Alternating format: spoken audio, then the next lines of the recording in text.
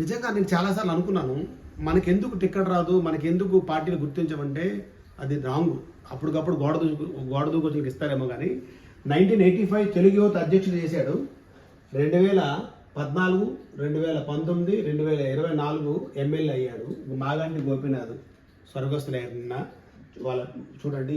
ఈ యొక్క మహా యాత్రకి ఏదైతే వారు చనిపోయిన ఆ యాత్రకి అతిరథ మహానుభావులు అందరూ వచ్చారు. చూడండి, కేసీఆర్ అందరూ వచ్చారు. అలాంటి మహోన్నత వ్యక్తి నిజంగా జూబ్లీహిల్స్ ఎమ్మెల్యే మాగంటి గోపీనాథ్ అందరి కళలో నేను వచ్చింది. ఎందుకో తెలియదు. మొన్నటి వరకు దాసో శ్రవణ్ వెళ్ళి కొంచెము పశు యుద్ధం చేసిన పనికి ఆయన కొంచెం బెంగపెట్టుకున్నాడని చెప్పి అనడం కూడా బాధాకరము. ఈ రాజకీయాల్లో ఇలాంటివి జరగకూడదు. రాజకీయాలు చేయడానికి ఇంకొకరిని అంటే 62 సంవత్సరాలకే కన్ను మూయడం అనేది కూడా కొంచెం బాధాకరము.